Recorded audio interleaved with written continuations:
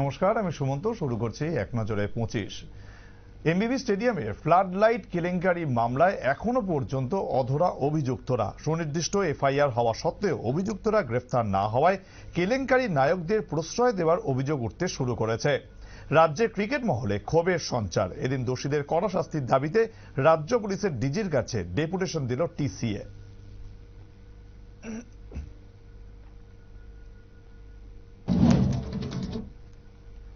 বাংলাদেশে হাসিনা সরকারের পতনের পর থেকে একের পর এক সংখ্যালঘু হিন্দুদের ওপর নির্যাতনের ঘটনা সামনে এসেছে।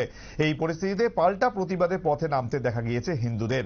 এবার নিপীড়িত হিন্দুদের মুখ চিন্ময় প্রভুকে গ্রেফতার করা হলো ঢাকা বিমানবন্দর থেকে। তিনি ইসকন পুণ্ডরিক ধামের সভাপতি।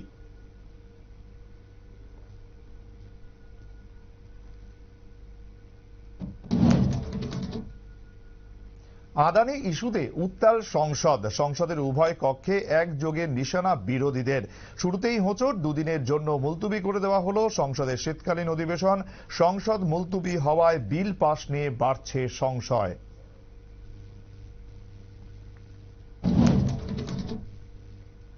বাংলাদেশের পর এবার শ্রীলঙ্কা। আদানি গোষ্ঠীর সঙ্গে হওয়া বিদ্যুৎ চুক্তি খতিয়ে দেখার সিদ্ধান্ত নিল দ্বীপরাষ্ট্রের নবনির্বাচিত বাম সরকার। শ্রীলঙ্কার পূর্বতন সরকারের সঙ্গে আদানি গোষ্ঠীর বায়ুশক্তি সংক্রান্ত যে চুক্তি হয়েছিল সে বিষয়ে চূড়ান্ত সিদ্ধান্ত নেবে শ্রীলঙ্কার নবগঠিত মন্ত্রিসভা।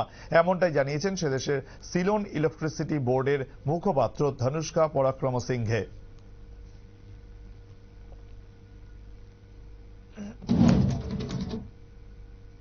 আদানি গোষ্ঠীর 100 কোটি টাকার তহবিল ফিরিয়ে দিল তেলেঙ্গানা সরকার। যুব সম্প্রদায়ের জন্য কারিগরি বিশ্ববিদ্যালয় তৈরির সিদ্ধান্ত নিয়েছিল তেলেঙ্গানার কংগ্রেস সরকার। সেই বিশ্ববিদ্যালয় তৈরিতে অনেক শিল্পপতি উৎসাহ দেখিয়েছিলেন। বিনিয়োগকারীদের তালিকায় ছিল আদানি গোষ্ঠী, কিন্তু সেই টাকা না দেওয়ার সিদ্ধান্ত নিল তেলেঙ্গানা সরকার। সম্প্রতি ঘুষ বিতর্কে আদানি গোষ্ঠীর কর্ণধার গৌতম আদানি সহ 7 জনের নাম জড়িয়েছে। সেই আবহেই 100 কোটি তহবিল ফেরানোর কথা জানালেন তেলেঙ্গানার মুখ্যমন্ত্রী রেবন্ত রেড্ডি।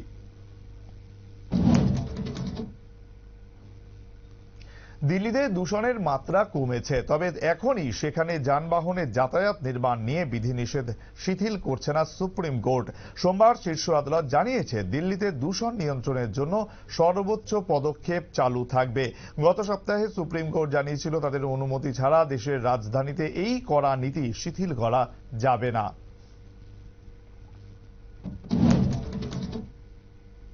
প্রকাশিত হল 2025 আইসিএসসি এবং আইএসসি অর্থাৎ দশম এবং দ্বাদশ শ্রেণীর পরীক্ষার সময়সূচি। সোমবার সন্ধ্যায় কাউন্সিলের তরফে প্রকাশ করা হলো বিস্তারিত সূচি। আইসিএসসি পরীক্ষা শুরু হবে 18 ফেব্রুয়ারি থেকে, চলবে 27 মার্চ পর্যন্ত। আইএসসি পরীক্ষা শুরু 13 ফেব্রুয়ারি থেকে, চলবে 5 এপ্রিল পর্যন্ত।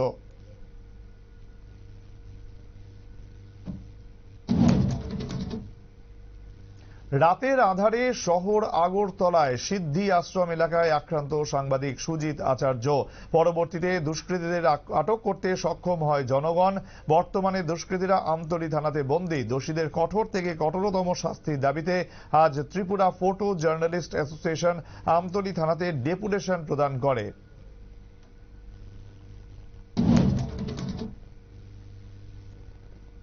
মহারাজগঞ্জ বাজারে যানজট নিয়ে ক্ষোভ নিত্যদিনের। জনগণের সেই ক্ষোভ মেটাতে এদিন ট্রাফিকের ডিএসপি সুধাম্বিকা আর এর নেতৃত্বে এনফোর্সমেন্ট টিম অভিযান চালায় ওই এলাকায়। জানিয়ে দেওয়া হয় অবৈধ পার্কিং হলে সঙ্গে সঙ্গে ব্যবস্থা নেওয়া হবে। যত্রতত্র পার্কিং বন্ধ করতে এবং এলাকাকে যানজট মুক্ত করতে ট্রাফিকের এই পদক্ষেপে খুশি আম জনতা।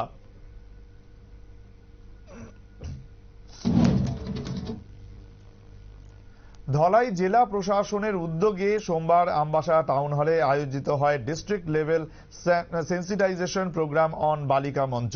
প্রদীপ প্রজ্বলনের মধ্যে দিয়ে অনুষ্ঠানের শুভ সূচনা করেন ধলাই জেলা পরিষদের সভাধিপতি সুস্মিতা দাস।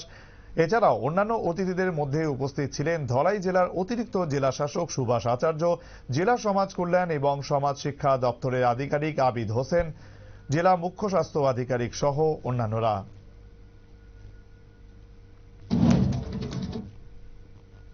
ত্রিপুরার প্রদেশ বিজেপি যুব মোর্চার উদ্যোগে সাবরুম থেকে ধর্মনগর নব যুব যাত্রা র্যালির আয়োজন করা হলো। পাবিয়াছড়া বিধানসভার অন্তর্গত শান্তিপুর থেকে পাবিয়াছড়া মণ্ডলের অসংখ্য যুবক বাইক র্যালিতে অংশগ্রহণ করেন। এরপর পাবিয়াছড়া বাজার সংলগ্ন এলাকায় এক পদযাত্রায় উপস্থিত ছিলেন প্রদেশ বিজেপি সাধারণ সম্পাদক তথা বিধায়ক ভগবান চন্দ্র দাস, ছিলেন প্রদেশ বিজেপি যুব মোর্চার সভাপতি সুশান্ত দেব সহ অন্যান্যরা।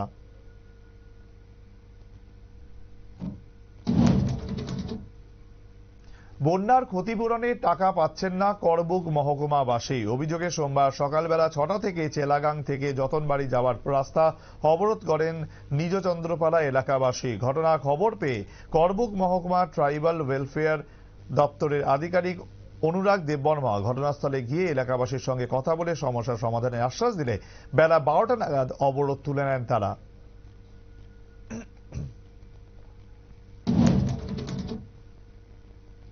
ট্রাকের বেপরোয়া গতি প্রাণ কেড়ে নিল এক বৃদ্ধের। জানা গেছে, উদয়পুর গদা চৌমোহনী এলাকায় এক বাইসাইকেল আরোহীকে পেছন থেকে সজোরে ধাক্কা দেয় একটি ট্রাক। এতে করে বাইসাইকেল সহ রাস্তায় ছিটকে পড়েন সেই ব্যক্তি। মাথা ফাটা অবস্থায় ওই ব্যক্তিকে অগ্নি নির্বাপক দপ্তরের কর্মীরা জেলা হাসপাতালে নিয়ে গেলে কর্তব্যরত চিকিৎসকরা তাকে মৃত বলে ঘোষণা করেন। স্থানীয়দের অভিযোগ, প্রায় প্রতিদিনই এই ধরনের দুর্ঘটনা ঘটে চলেছে, কিন্তু তা প্রতিরোধে কোনো ব্যবস্থা নিচ্ছে না প্রশাসন। এক ব্যক্তির দুই দেশের পাসপোর্ট থাকার কারণে সেই ব্যক্তিকে আটক করল কৈলাসহর থানার পুলিশ। ঘটনা কৈলাসহরের ইমিগ্রেশন চেকপোস্টে। ধৃত ব্যক্তিকে সোমবার কৈলাসহর আদালতে প্রেরণ করে পুলিশ। গতকাল বিকেলে রিপন দাস নামে এক ব্যক্তি বাংলাদেশ থেকে পাসপোর্ট এন্ট্রি করে কৈলাসহর ইমিগ্রেশনে আসে। ওই ব্যক্তিকে সন্দেহ হওয়ায় তার ব্যাগে তল্লাশি চালানো হয়। তখনই ভারত এবং বাংলাদেশ দুই দেশের পাসপোর্ট পাওয়া যায়। কৈলাসহর থানার পুলিশ তাকে আটক করে এবং এদিন তাকে আদালতে পেশ করা হয়।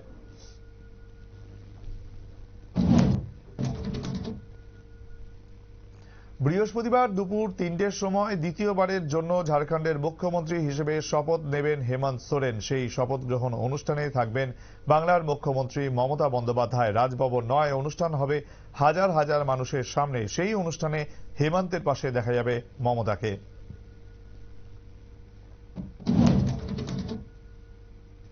সংবিধানের প্রস্তাবনায় সমাজতান্ত্রিক এবং ধর্মনিরপেক্ষতা শব্দ দুটি বহাল রাখল সুপ্রিম কোর্ট।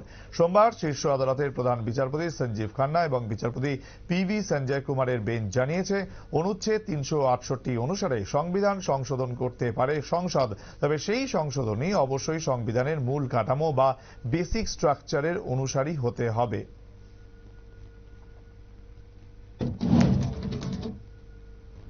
সংসদে পেশ করা ওয়াকফ সংশোধনী বিল 2024 নিয়ে এবার সরগরম থাকতে পারে বাংলা বিধানসভার শীতকালীন অধিবেশন। সোমবার অধিবেশন শুরুর দিনেই তার ইঙ্গিত মিলেছে। ওই সংশোধনী বিলের প্রথম থেকেই বিরোধিতা করছে তৃণমূল। সূত্রের খবর, চলতি শীতকালীন অধিবেশনে এই সংক্রান্ত একটি বিল পেশ এবং পাশ করাবে মমতা বন্দ্যোপাধ্যায়ের সরকার।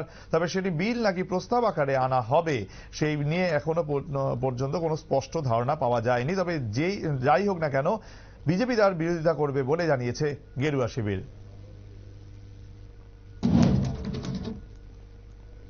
ওয়াকফ বিলের বিরোধিতায় ফের নয়া কর্মসূচি তৃণমূলের। আগামী শনিবার 30 নভেম্বর দলের সংখ্যালঘু সেলকে বড় সমাবেশ করার নির্দেশ দিলেন মুখ্যমন্ত্রী মমতা বন্দ্যোপাধ্যায়। ওই দিন রানী রাসমণি রোডে ওই সভা হবে। তৃণমূলের সংখ্যালঘু সেলের চেয়ারম্যান তথা ইটাহারের বিধায়ক মোশাররফ হোসেন ওই সভা করবেন। ওয়াকফ বিল নিয়ে দলের অবস্থান স্পষ্ট করবেন লোকসভায় তৃণমূলের মুখ্য সচেতক কল্যাণ বন্দ্যোপাধ্যায়। থাকবেন কলকাতার মেয়র ফিরাদ হাকিমও।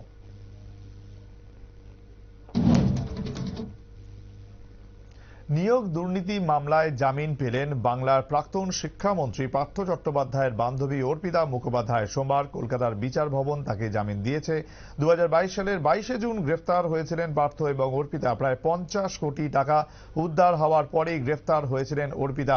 সেই গ্রেফতারির 857 দিন পর জামিনে ছাড়া পেলেন তিনি, যদিও পার্থের জামিন মামলা এখনো ঝুলে।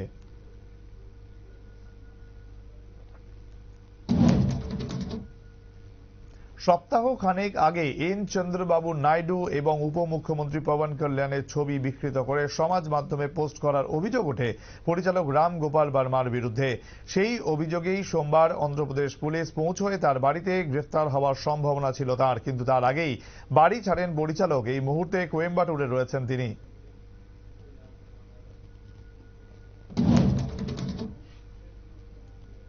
মুম্বাইয়ে বিএমডব্লিউ কাণ্ডের মূল অভিযুক্ত মিহির শাহের মুক্তির আবেদন খারিজ করে দিল বম্বে হাইকোর্ট। বিচারপতি ভারতী ডাংরে এবং বিচারপতি মঞ্জুষা দেশপান্ডের ডিভিশন বেঞ্চের তরফে এদিন জানানো হয়েছে, মিহিরের দাবি মানা সম্ভব নয়, তার গ্রেফতারিও বৈধ।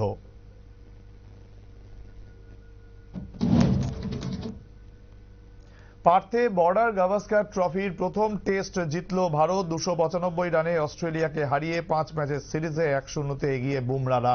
534 রানের লক্ষ্যমাত্রা নিয়ে খেলতে নামা অস্ট্রেলিয়া প্রথম থেকেই সামলাতে পারেনি বুমরা সিরাজদের। অ্যাডিলেডে দ্বিতীয় টেস্ট শুরুর আগেই চাপে অজিরা।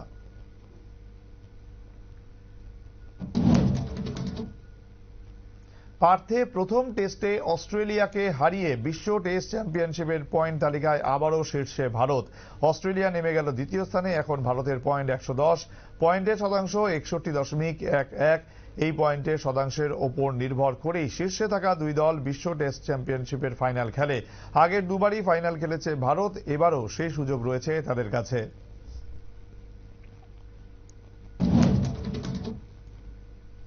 আইপিএল নিলামে দল পেল না বহু ভারতীয় মুখ। দীর্ঘদিন ধরে জাতীয় দলের বাইরে থাকা অজিঙ্ক্য রাহানে, শার্দুল ঠাকুর, পৃথ্বী শ, উমেশ যাদব আনসোল্ড থেকে গেলেন নিলামে। ফলে প্রশ্ন উঠছে তাঁদের ক্রিকেট ক্যারিয়ার নিয়ে।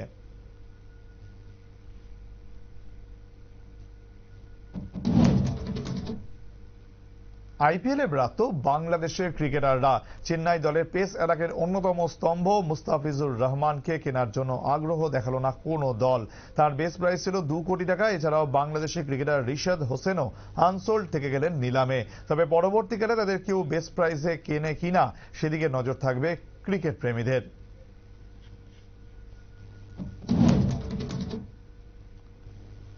এখন এই পর্যন্তই। অন্যান্য খবরের জন্য দেখতে থাকুন নিউজ ভ্যানগার্ড।